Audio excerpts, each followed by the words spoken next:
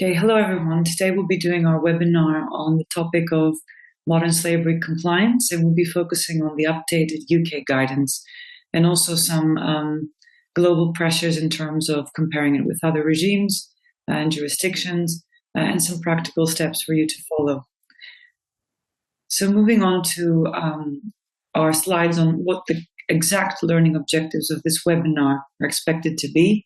First of all, we'll explore together some key updates on what is known as the UK Modern Slavery Guidance, which was issued in 2025, so very, very recently. And we will try to compare this to the previous, so to speak, regime or the status quo, so we can understand what might be different in terms of preparing our up-to-date statement. So the comparison will be quite useful.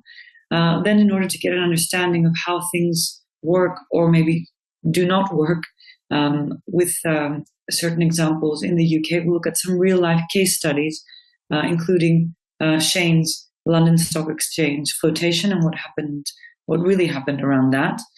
And then it becomes quite important for us to actually look at the modern slavery statement per se, and also see what possible links we might have to ESG metrics or non-financial reporting obligations. Following, looking at these global pressures, as I mentioned before, we'll look at comparing the UK compliance framework with some newer international and European standards to get an idea of what's going on in the rest of the world and see how the UK compares to that.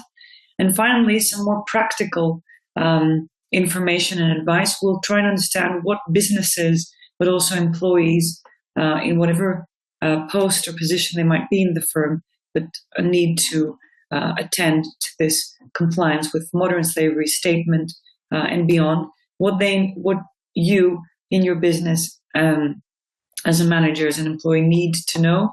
And we'll do a few sets of checklists so you can have in mind when you're actually planning ahead for what you will include in your statement, but also how you will navigate about preparing policies and your teams within the organization to see how you will manage all that. So next slide, looking at the Modern Slavery Act 2015. This is our baseline. For some of you, it may be something you already know.